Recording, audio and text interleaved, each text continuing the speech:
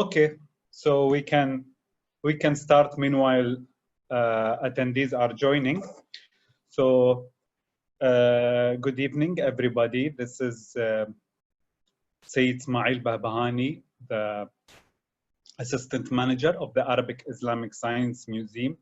I'm glad to welcome here Dr. Sandra Olsen, who is going to give this talk, which I'm personally, and I'm sure all attendees and the museum attendees are very excited about. It's about a topic which is very interesting and lately has had some light on.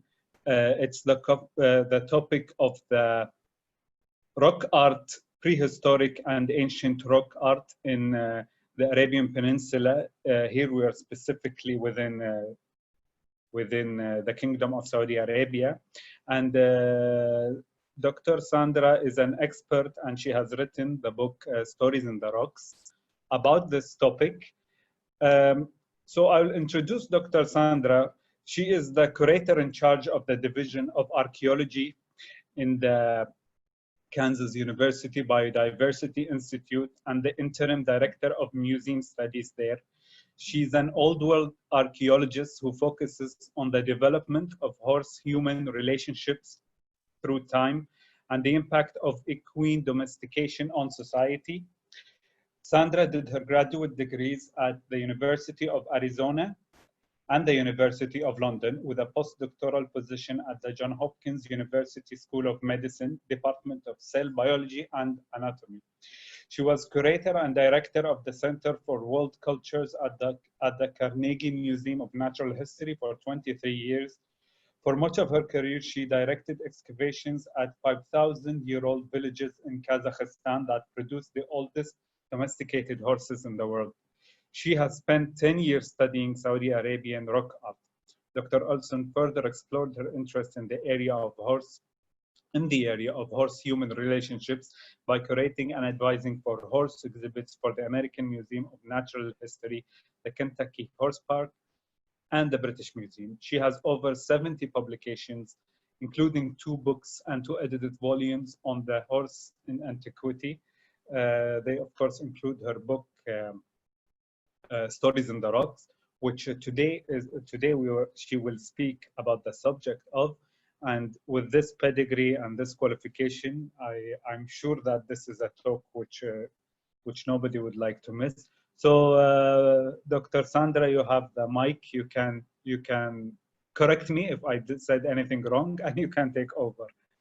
Okay, thank you very, very much. Hopefully this will all work out just right. And let's see if I'm doing this correctly. Can you see it? Can you see my slides? Yes, we can see your slides. Yeah.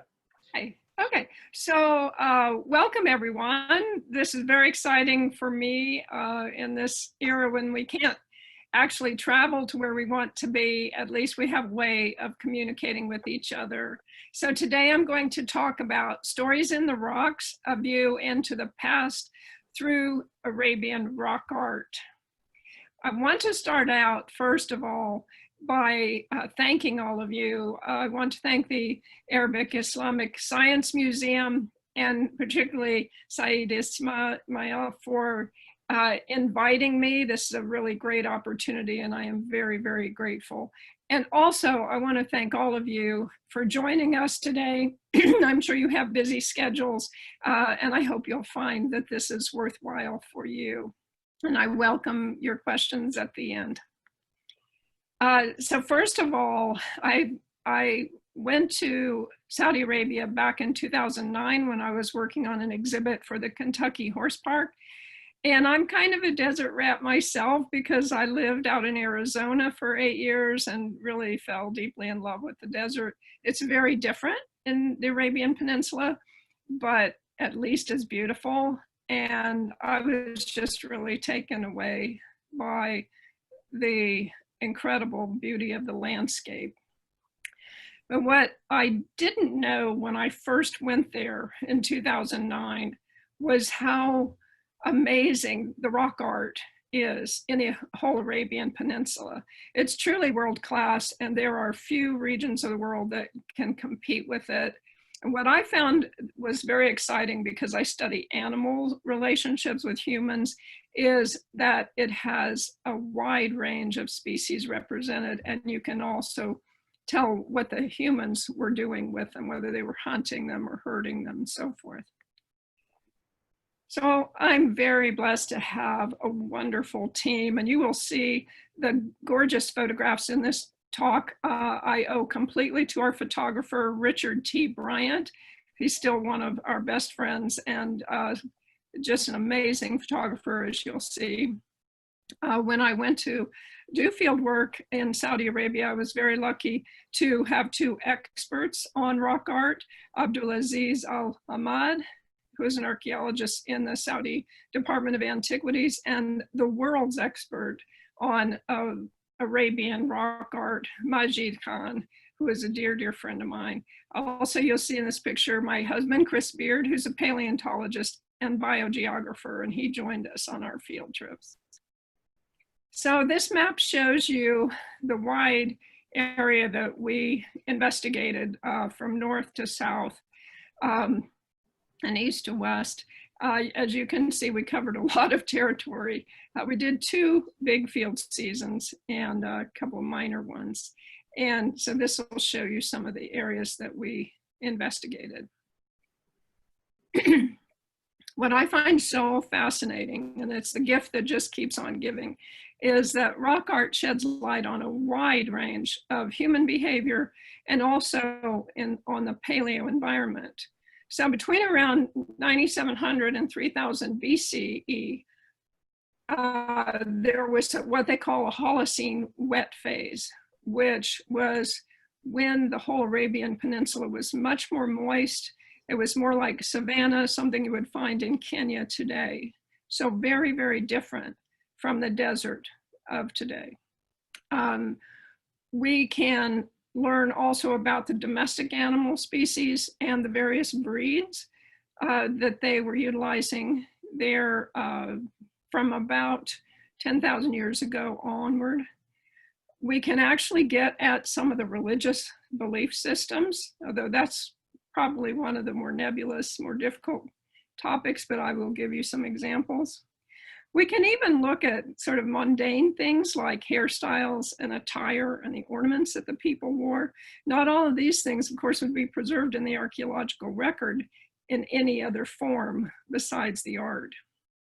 We can even get at hunting and battle weapons and strategies in quite a bit of detail through some elaborate scenes that are shown, and much, much more.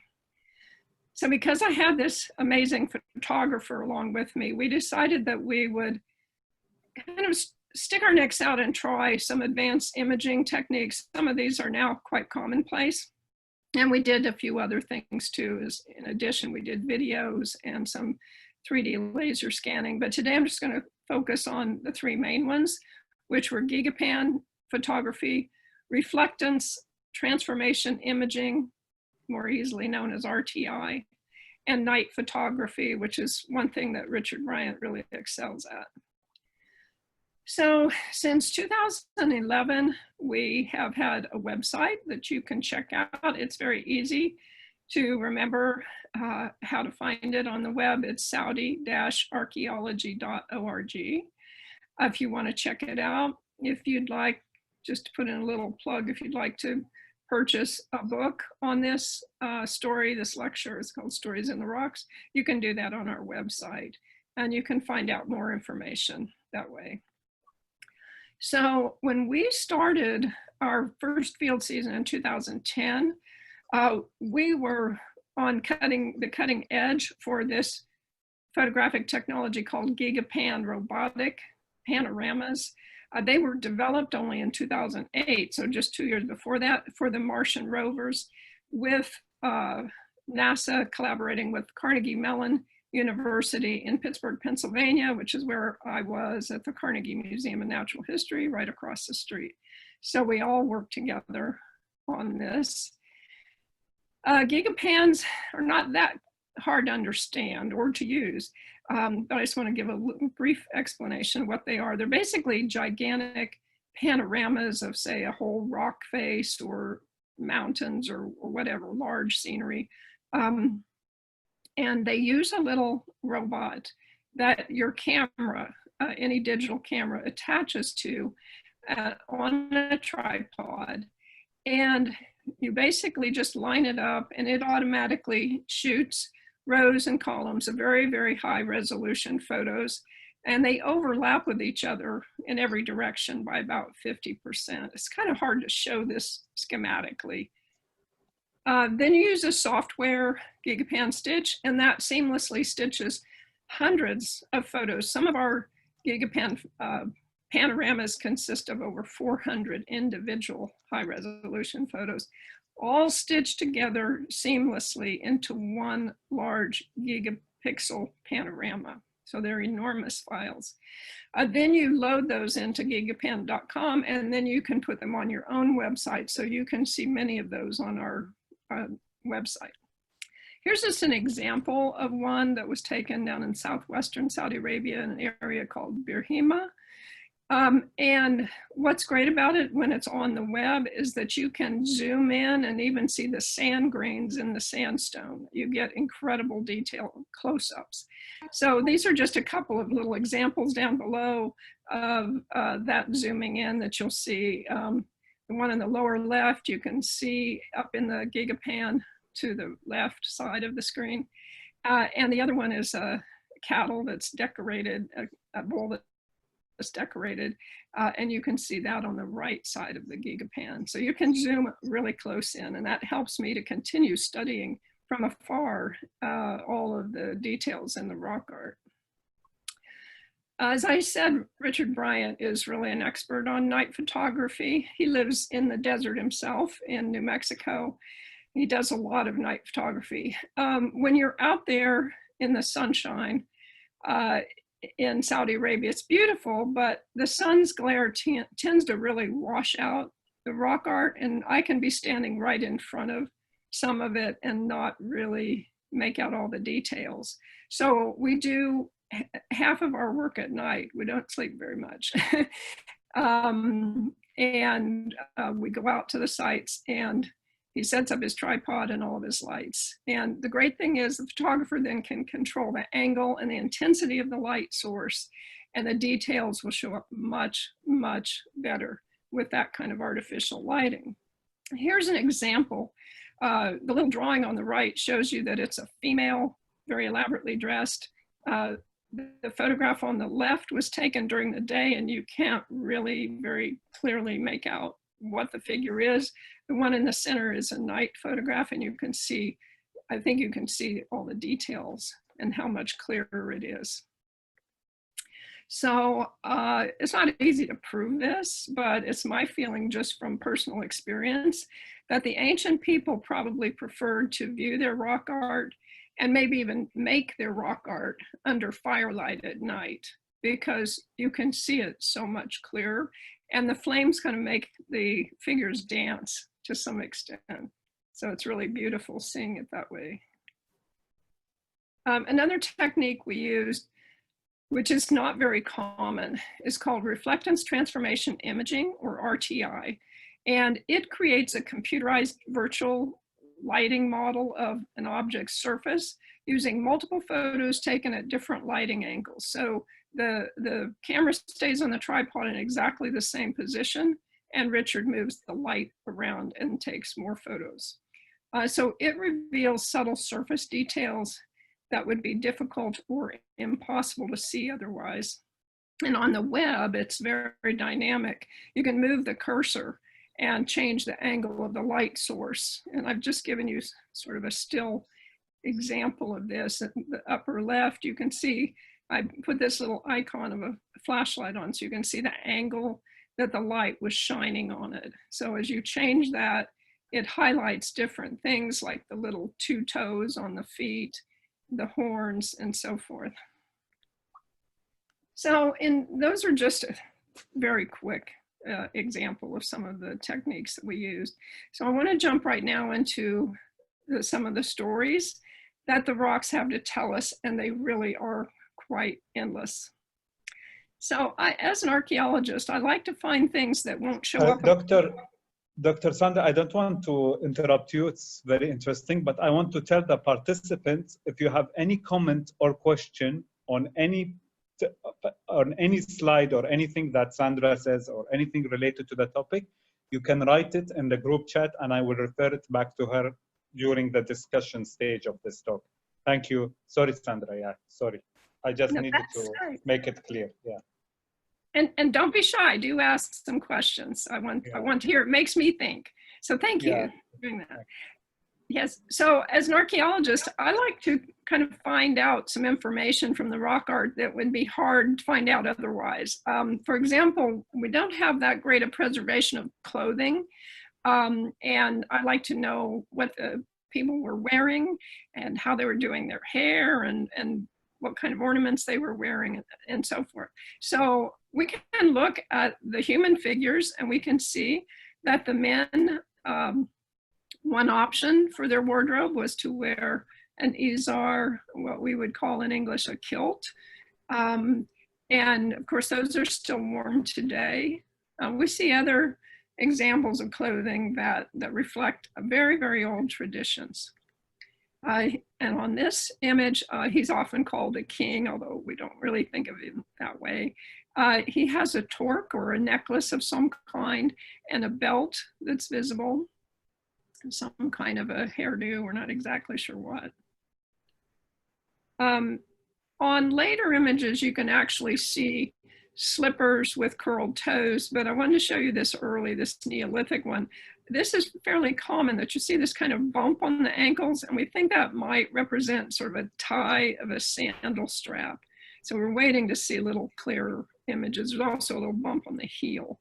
So that suggests that sometimes at least they were wearing sandals. Their toes, as you see here, are exposed. So that tells us something about their footwear that would not be preserved if you excavated a site normally. We also see some interesting human activities. And my Saudi colleagues immediately upon seeing this said these are men dancing. They are wearing izars, as you can see, and the way they're grouped strongly suggests dancing. And dancing is one of the oldest traditions there is. So we don't find very many women portrayed, but in Juba, which is up in the north, we do have several examples of women. And here you can see her hairstyle. She has short hair, straight. They normally do not show facial features. She's wearing a very elaborate dress with ornamentation, maybe some epithets on the shoulders, and a sash, which we think is very important because they always show these sashes. It's possible because although female figures have their arms raised, that they may have been dancing. It's also possible that they could have been raising their arms in prayer. So we have to be cautious about that. But what's interesting is we see something very similar in Egypt in a tomb where the women are shown similar outfits with a sash. And they are supposed to be performing dances at a festival. And we have even older images of dancing in the Old Kingdom in Egypt. So it's one hypothesis we need to look into a little further. One thing that's mystified a lot of the people who have studied the rock art is why the heads of men and women sometimes are altered to look rather strange. And so I compared this to what was going on in South Africa, where they had these antelopes called elands that were mounted on, their heads were mounted on the bodies of humans. We call that therianthropy, which means beast people. And we see this in both men and women. So most common is a human body with an ibex head on it, but we can also see the onagers or wild asses and bird heads. As anthropologists, we might interpret these as shapeshifters, like a werewolf or something like that. or clan symbol or gods. We're not exactly sure. You find that for the men and women, sometimes there are depictions of them with a bird head. The women are only shown with bird heads. They don't show any other animal. And so this particular spirit, whatever we want to call him, is very, very ancient. He dates back to the Neolithic, maybe 10 to 8,000 years ago. So because I am a zooarchaeologist, I study animal bones primarily. I'm very interested in hunting strategies and herding strategies. So we can get a lot of very specific details. We know that these older rock art images show the men with a simple bow and carrying a bow case. The one in the center also has a throwing stick hanging out. It looks like a broken golf club hanging out of his bow case. You'll also see that they have these ibex heads on them. Particularly at the site of Schwemus, we see a lot of images of men with throwing sticks. And for whatever reason, they are shown being held up in the air, one in each hand. So as pairs, but we don't know what they were hunting with those throwing sticks. If you look at the Egyptian tomb paintings, we see that they used throwing sticks for hunting birds, particularly aquatic birds in the river. And King Tutankhamun had several of them in his tomb. Here's a replica on the right. We can also look at the different species that are depicted that were being hunted. Sometimes they're actually shown being hunted by a bow hunter and dogs. Sometimes they're just isolated figures. So we can see we have the ibex, the bezoar goat, the Arabian oryx. We also have the scimitar oryx, scimitar horned oryx. Gazelles, one of the three species that were present, the onager or wild Asian ass, and the ostrich. We can look at details and actually separate very similar animals like the bezoar goat and the ibex. For example, here on the left, you can see that the color patterns on the pelt have been depicted, and that helps us know that this is a bezoar goat. Also, the horns are shown very smooth compared to an ibex. As you see here, the ibex has a more even colored coat, and they have horns that have these ridges or rings around them. So when they show these kinds of details, we can actually say down to the species. I'm not sure I could tell their skeletons apart. That's how similar they are. We can see a lot of examples of hunting strategies.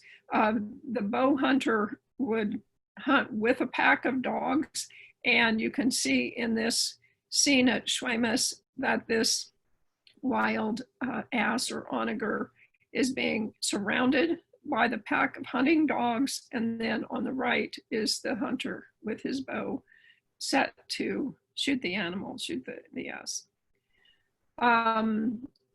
More examples of how the hunting dogs used a wolf pack strategy. This is a really interesting, tiny little scene at Juba. And it shows a dog biting down on the nose of the gazelle. Ouch. And that is very much a wolf technique to disable and immobilize the prey so that the other wolves can catch up and then hasten its death. So that's interesting that these domestic dogs use wolf pack strategies. We think we know what breed of dog it was. Canaan dogs have been found in the Levant going way back thousands of years in burials. And we think that that's what we have there. As you notice right away, the very curly tail, they're sort of medium-sized dogs with a deep chest and erect ears. And then I kept seeing these little stripes down their chest in the rock art. And at that point, I didn't know about Canaan dogs and their coloring. But if you see this modern picture, you'll see that light face and light chest. And again, as I showed you in the ibex image, that, or the bezoar goat image, that they sometimes depict coat colors. We see that on different animals. I think that this streak that you see where the arrow is indicating the white pattern on the Canaan dog. We also see a lot of carnivores. The very early images of rock art that go back to 10 or 8,000 years ago. You see a lot of leopards, a few cheetahs, maybe wolves, one hyena. But then when you go later in time, you see lions, and that may be, of course, they were present, but it may also be because they were very symbolic, and they may have been kind of indicating to wayfarers that this was the land of the king, because lions are associated with kings. So those become quite frequent through time. We also have a lot of domestic species. So we have cattle, different breeds, shorthorn and longhorn. We have the camel, of course, the horse, which looks very much like an Arabian horse, fat-tailed sheep, the goat, and the dog. We see, of course, many, many images of camels. They were probably domesticated in the first millennium BC, not that long ago, really. Typically, they will show the males as larger than life, and then lots of little females with their tails curled up, and that is an indication that they are fertile and ready to reproduce. So we think that because they were so highly valued as they are today, that perhaps depicting them on a big panel like this was kind of a magical way of ensuring an increase in the production of camels. We also see some very elaborate, ornately painted bulls, particularly down in the southwestern part of Saudi Arabia, an area called Birhima in Najran province. And we think that henna was used to decorate bulls, but also horses. Henna the plant originated in Egypt, where it may have been traded to Arabia in exchange for frankincense and myrrh from Yemen, beginning in the 1st century BCE. We have more documentation than I can show you today for this. We get some really spectacular images of horses from the 1st millennium BC and later that are almost certainly depicting the Arabian horse with many of its features. Its concave facial profile, its prominent arched neck, rounded croup, and short body and high tail carriage. So it looks very like a modern day Arabian horse. We also can see grooming practices for their manes and tails.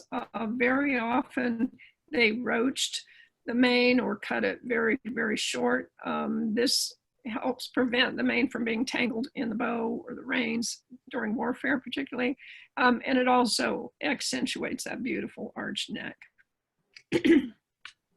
Again, returning to the henna, we have a lot of images of horses that have zones that are shaded, particularly on the legs, but sometimes the neck, in very uniform ways. And so I spent a lot of time trying to figure out all the various things that could indicate, and it comes down to almost certainly representing henna that was put on the legs. And there are many images later in time in color where you can see like this Mughal miniature with henna on the tail and on the feet. And we see very similar patterns to these and some of the Persian depictions. And we also see tails that look as though they've been dipped in paint as well. We can learn a lot about horse tack. And again, we don't have this represented in the archaeological record when we excavate. So to me, this is just quite a gift to be able to understand the kinds of tack they were using. Here you can see the reins. The man is sitting on a saddle blanket rather than a proper saddle. He doesn't have any stirrups. He's using a riding crop on the croup of the animal. So we can see the position he sits in. He also probably is wearing armor. Here's an early depiction of a chariot. It has 3 warriors in it, so it's a fairly large, heavy chariot. You can see the hind limbs and the forelimbs are shaded. That probably represents henna, maybe some on the neck as well. And the horse is wearing some kind of either a sweat cloth or armor, looks more like armor, on his neck and chest. We have all kinds of depictions of weapons and armor and battle scenes down in southwestern Saudi Arabia in Najran province. There is a huge panel that is at Abar Harima, and this is just a little part of it. On it, we can see that the camels were wearing saddles. It's a little more difficult on the horses to see whether the men had saddles or stirrups, but we can also make out the infantrymen's armor and weapons. So we can learn quite a lot about the kinds of battles that were held there in that region. And experts, I'm not an expert on armor, can really figure this out, and it seems to be dated to around the first millennium BC or CE, sorry, current era. And so, you know, we can learn quite a lot just by looking at these very long lances, armor on the man. Some have helmets, swords, and so forth. So in closing, you can see that the rock art really preserves lifeways and the paleo environment very, very well. Arabian rock art is so rich in information about the ancestors and their ways of life. And I have to say, having spent a lot of time looking at rock art in the American Southwest, which is mostly religious and sort of mystical, difficult to interpret, I appreciate all the very mundane things we can learn from the rock art in Saudi Arabia, but it's not without its magical aspects too. So there are many, many things to be learned by future archaeologists, and there are still many rock art sites to be discovered by future explorers. And I'm sure that pertains to Kuwait as well. So please keep your eyes open and help us to protect those important sites for future archaeologists to study. So I just want to thank you.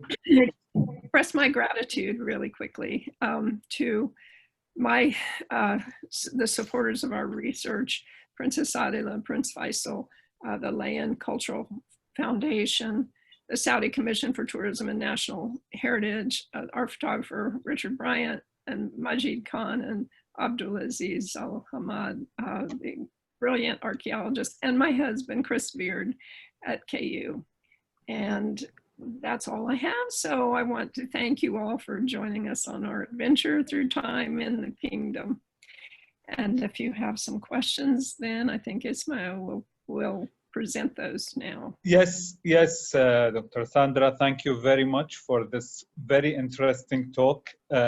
We have a few questions, so we'll have to dive right straight into them. So I will read each question and then you can discuss the answer. Please feel free to write any questions you have below on the chat so I can read it to the doctor. So someone is asking, is this type of rock art considered common in other deserts around the world? You know, that's a really good point, because you actually can find exciting rock art in places like Brazil and the Amazon, but it's more visible in the desert. But also, of course, you need, this sounds kind of funny, but you need to have the rocks, and they have to be suitable for performing the manufacturing process, which means they have to be kind of oxidized or darker on the surface. And then by just kind of carving through that oxidized layer, you expose the lighter layers. And that's what we're seeing when we see that art, is the typically unexposed, unoxidized layers that are much lighter in color. And so oftentimes too in the desert, you get something called a desert varnish, and that will be a really dark, almost black, shiny layer. And you can carve easily through that and expose what's lighter underneath. There's also, even in Saudi Arabia, you can find these pictographs, which are paintings using mineral pigments. Those don't often preserve, but there are some really beautiful examples of those. And my research hasn't covered those because they were discovered after my initial field work. But so you can get both things, and the desert does tend to preserve these well. Plus, you don't have lots of trees and things, you know, vegetation blocking them. But they can occur elsewhere too. We have some right here in Kansas. They're not anything like as spectacular though.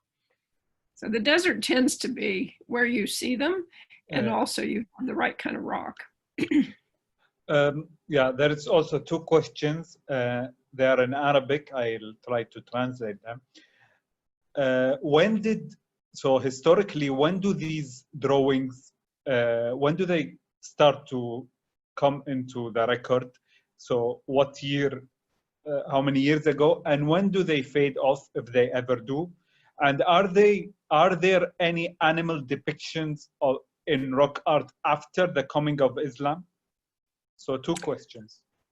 Right. We actually even came across some rock art of trucks. So it's still going on. It's not as common. What we see, it's actually, I didn't get into this, but it's actually really hard to assign an absolute date to rock art. But there are some scholars, some chemists and physicists who are working on that. And sometimes we can match them to archaeological campsites, for example. The current theory is that some of these go back to about 10,000 BC, so they're 12,000 years old. That's kind of iffy, but they certainly do go back quite a ways. And then they continue on through time.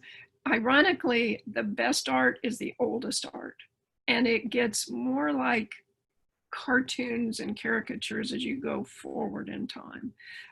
What I didn't show, because it's not my expertise, is there is a lot of writing. And so that's often helpful if you can pinpoint that it was done at the same time as an animal drawing, for example. That helps you narrow it down, because we have linguistic scholars who know the dates of particular types of Arabic. So we see this continuum. It just goes on and on for 10,000 years. And the later ones are more stylized and cartoonish. They're not as informative. They're still informative, but not as much as the older ones. But are there any animal depictions in recent Islamic era art? Yes. So the last ones that I showed of the battle scene around Abar Harima, we think was done about that time. It may have been just before Muhammad, but it's not, I can't say absolutely, but probably. I don't want to, yeah, that's tricky. That's kind of tricky. It may have been just before. So when Islam arrives, is there a change of subject in the depictions? Yes. First of all, when we start out with the older scenes, you see more wild animals and some sheep and goat and longhorn cattle, because these were hunter-herders. And then as you get more up to recent times in the first millennium CE, current era, you start to see more battle, more men wearing armor with lances and swords and that sort of thing. So they're depicting presumably actual battle scenes that happened in that vicinity. And then sometimes you have some historical documentation with it. So yeah, there is a switch over and a bigger emphasis on, you don't see horses in the early ones. I don't think horses were there until maybe 2000 BC. So they were late arrivals. Camels weren't probably domesticated until the first millennium BC. There is one really, really old camel depicted as probably wild. So you just see they pick up some new domesticated animals, and then toward the end they move toward primarily showing warriors and battle scenes. So it does shift through time, yes. Good question. So there is a relating question about after Islam. Is there a more tendency towards writing rather than depiction? And how can we how can we differentiate between the older and the more recent rock art?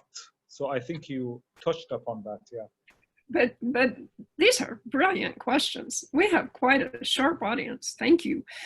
Yeah, so this whole dating thing is tricky. Sometimes we have ways of anchoring the image to something historical or to the type of Arabic script that's dateable in general. Sometimes just the appearance of something like a sword or armor will tell us that it's fairly late, but also just in general, the techniques of how the artists drew the animals, and also how they actually went about manufacturing those images. So the older ones are very deeply incised, and we think that's because there was no desert varnish, this oxidized layer. So you had to really make it what they call a high relief, so that it shows up very easily because there's no change in color as they scrape down through it. So it had to be more the indentations that were giving you the visibility.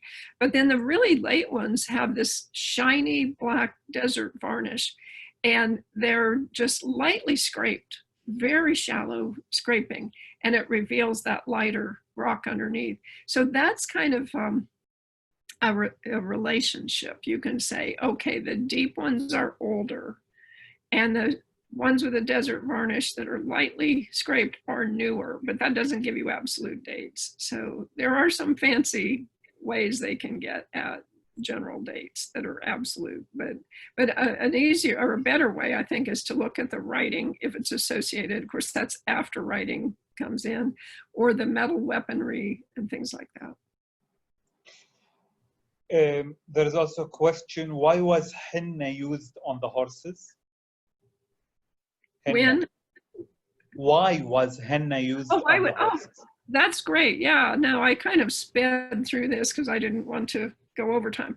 Henna had still today has lots and lots of uses. So one is that it's considered an antibacterial, and it can be put on the legs of Salukis who are hunting, and the paws, as well as on horses and even little children's feet, to keep the heat of the sand off their feet and to keep their legs cool, and also to keep their legs from getting scratched from the vegetation and the rocks.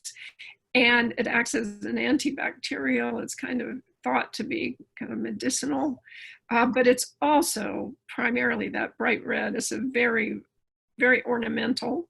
It's used in ceremonies all over, not just Egypt and the Near East and the Arabian Peninsula, but India as well.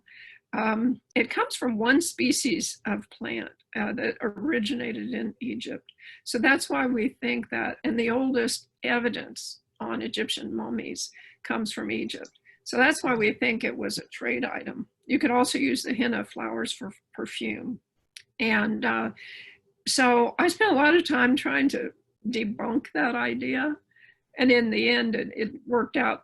Some of the shaded feet on the horses could be wraps that would also help protect them.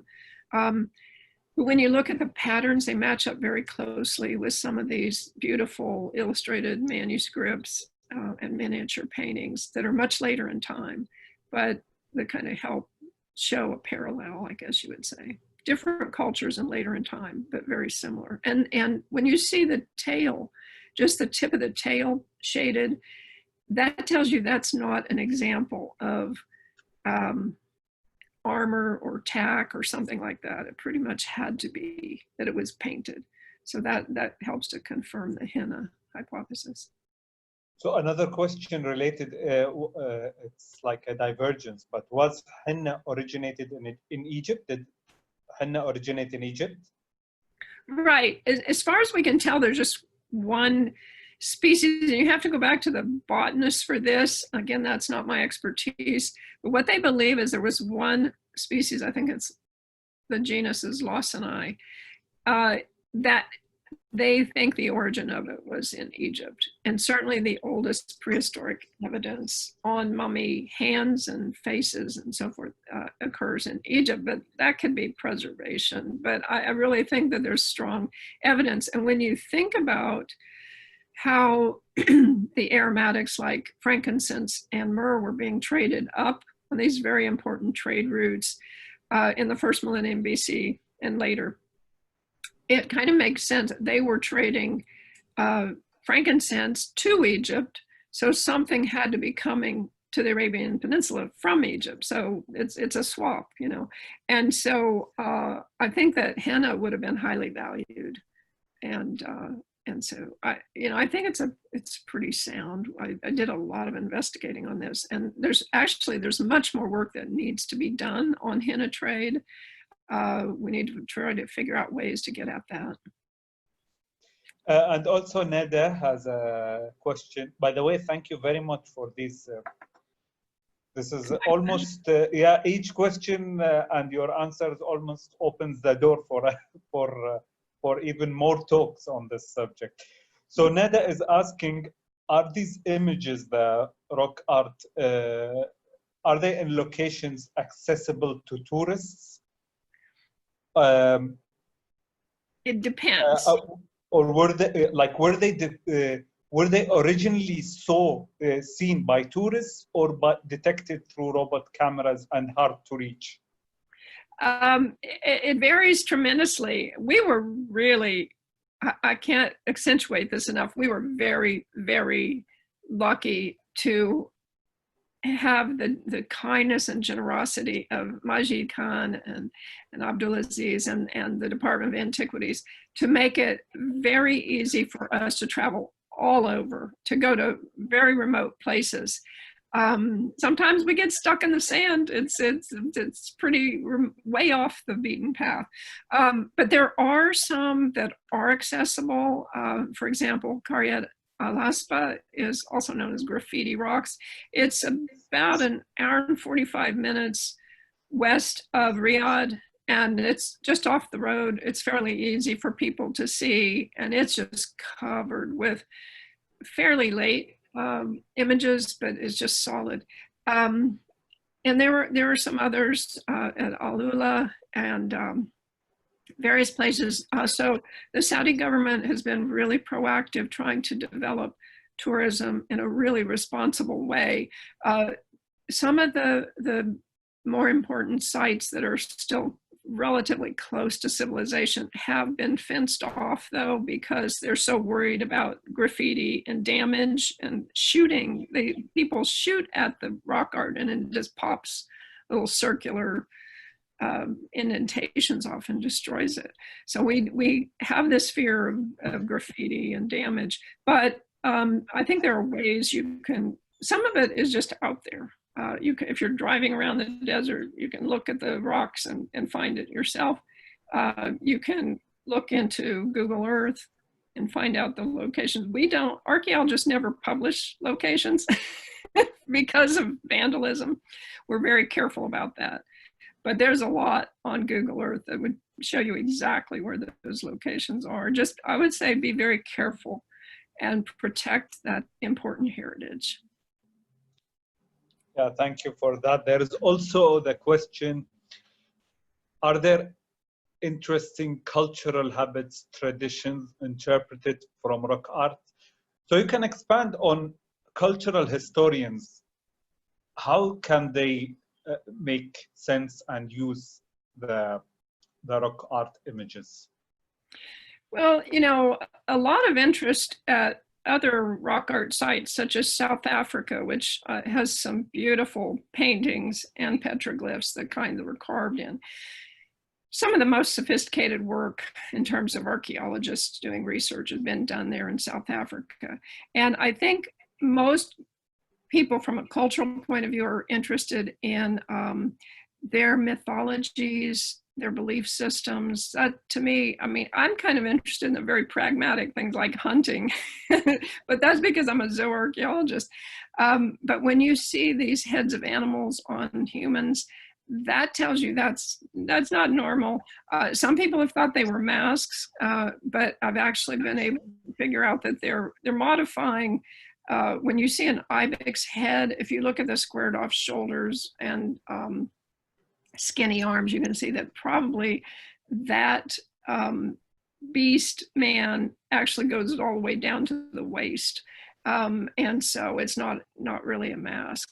So there are some indications about their religious beliefs. Interestingly, they rarely show facial features. So that is a really, really old tradition. I find it interesting too, their clothing, the men wearing izars and dancing. And so, yeah, I think there's a lot we can say about the humans. Sometimes you can see a social differentiation, like the king at Juba. There's a larger figure and a smaller one, and so maybe there's some kind of social hierarchy going on there. Yeah, there is also another question which is I think is very important, and I'm sure even through reading your book, I noticed that it's an important question for you too. It's about the animals that have been recently extinct, but they were still depicted in the rock art. So can you speak us about this, some of the animals that might not be available today but are found in the rock art, and can you elaborate on this? Right. So I have to tell on myself here. When we first went there, there was a lot of talk about the longhorn cattle being the aurochs or wild cattle. And the aurochs has been documented in rock art there. But now it looks more like the longhorn cattle were domesticated, and they came in probably from Somalia, Ethiopia, that area. And then we see shorthorn cattle too. But I was able to find an animal that has never in any other way been documented in the Arabian Peninsula, and that is the scimitar-horned oryx. Of course, the Arabian oryx was all over the Arabian Peninsula, but this scimitar-horned oryx is only known from the Sahara and is now only preserved in zoological parks and zoos. Of course, when it's depicted in Arabia, it would have been during a time when it was much more moist, much more like a savanna.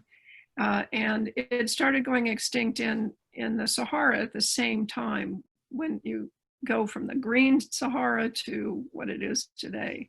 And so that to me is the most exciting species it's not found by its bones or any artifacts that depict it, figurines or anything. So the scimitar-horned oryx is an animal that had a much wider distribution clear into the Arabian Peninsula during that wet phase. That's right now, that's other than the wild camel, which is found up in the north in this one image. That helps tell us something about dromedary one-hump camels being present in the Arabian Peninsula going back to maybe 8,000 or 10,000 years ago. And there is also depictions of the Syrian ostrich and the wild wild ass, which are extinct today. That's true. You're right. You're right. There are quite a few. I was thinking of Pleistocene or Ice Age animals. We have a lot of lions. We have cheetahs, we have ostriches, the Asiatic ass that was wild, and the African wild ass. There actually are quite a few species. And the Bezoar goat, I don't believe is found there today. The ibex probably. The ibex is still there, in I think Oman region. Yeah, no, you're right. There are quite a few animals. The lion is quite interesting because, as I said, it shows up in later art. I'm really interested in the lion. Lion, believe it or not, lions had a wider distribution than any other land mammal on Earth. So there were lions during the Ice Age in North America. They were found in the Ice Age all over Europe. And then they stuck around in the Near East and, of course, China. So that's really interesting to me. And there are scenes of hunting, you know, hunters shooting bows and arrows at lions. So yeah, we do have, and leopards, of course, quite a few depictions of leopards that go back 8 or 10,000 years ago. A couple of cheetahs. So yeah, and a hyena. And the hyena, yeah. Yeah. So, Dr. Sandra, we are very happy for you to give this talk, and I'm sure all the attendees were very fascinated with this topic. I'll give you a moment to end it, and maybe you can also introduce how your book, the ability to get the book. I believe there is a website on the net, they can get the book through it. Yeah, and I thank you very much, and I leave the last word to you. Yeah. Well, thank you. This has been such a wonderful opportunity to me. And when this COVID-19 thing gets squared away, I'm planning a trip to Kuwait. I really, really want to. Something I've love to do. Yeah, we would love to have you at the museum, maybe giving a lecture face-to-face with the audience. Yeah. I would love that. That'd be fantastic. I want to see if you've got some rock art to show me too. But yeah, so this is the one great thing. And I always like to say, because I try to be an optimist, that there are some silver linings to this horrible pandemic. And this is, I feel like this is one of them, that I get to connect with people all over the world. As I said, we've had this website up since 2011. And I have a brilliant webmaster who's been really taking good care of it, Dana Harris, for all that time. But so you can go into the website, which you can find under Arabian Rock Art Heritage, and also Saudi-archaeology.org. And you can find in it how to order the book. I think down about the bottom of the page, on most pages, it'll give you something you can click on to order the book. And that goes straight to me, actually. And so I can arrange that. So it's $35 for the softbound and $50 for the hardbound plus postage. And just in wrapping it up, I want to say, I hope that you, this has just been sticking one toe in the water. So there is so much there, much more to learn. That every day when I look at the rock art on my computer, I learn something new. And the young scholars coming up are really going to find more exciting things. So I would say stay tuned. I'm sure you'll learn more about it in the future. And thank you for this. Thank you very much. Thank you very much, Dr. Sandra. And if you can see the chat, our attendees are all thanking you very much. I enjoyed it, and it was a very interesting topic and very important one too. And I'd also, on the doctor's behalf and my behalf, like to thank all attendees. And I will hope that in the future we might have Dr. Sandra herself in our museum to give a talk on such a topic. Thank you very much, and I hope you all have a good evening or rest of the day, however it is with you. Thank you very much. Thank you. Thank you. Bye-bye. Bye.